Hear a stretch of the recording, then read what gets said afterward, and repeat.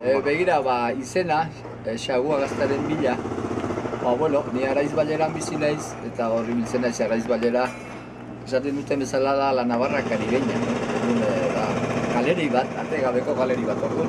Han egoten naiz, arzain munduarekin, baserrian mundua, hango mendia, orduan, nire unibertsitatea hori da, natura. Orduan, hola, Mistonea, baserri bat bisitatzen, ikusi nun ganbara. Ganbara nola zeuden gazta batzuk, eta gazta bat zegoen,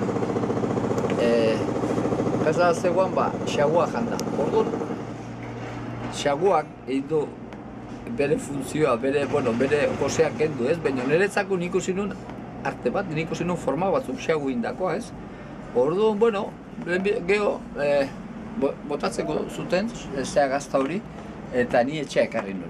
Etxea ekarri nun, eta inun ipui bat. Ibinun hori, Xagua,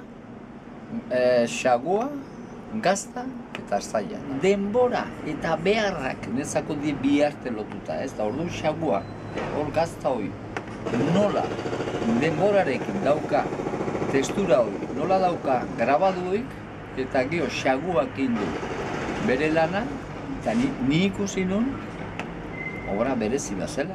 Eta zautu nun, Euskal Zizelkariak inzulaik, Patxi Laskarain, Donibane Loizuneko argazkilaria, eta netzako bere argazkian denbora eta beharra, orduan, argazkia ez da adibidez klak oitea, argazkia da argiarekin eskultura itea, itzalarekin, komunikatzea eta arte berezi bat niretzako. Orduan, Patxi Laskarain niretzako da artista argiarena, artista itzalarekin, eta joan itzen gazta hartuta, behar bakin da, Patxi, ni nahi dut argazki batzuk, pino argazki, eta orduan esplikatu nuen nola, Xaguak goseak endu du, espazio bat endu, baino nahi forma bat, lotu. Orduan hemen argazki batzuk gintzak. Nahi duken bezala. Eta ni geho moldatu nau.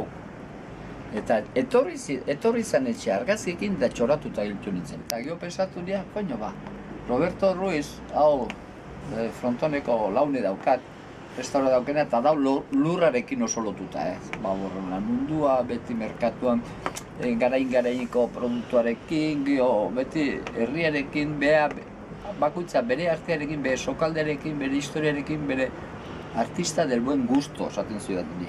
Restaurana bada, baina zengatik ez, lasai jaten, erakusketa hemen, da beha lehenbiziti ez zian ulertzen.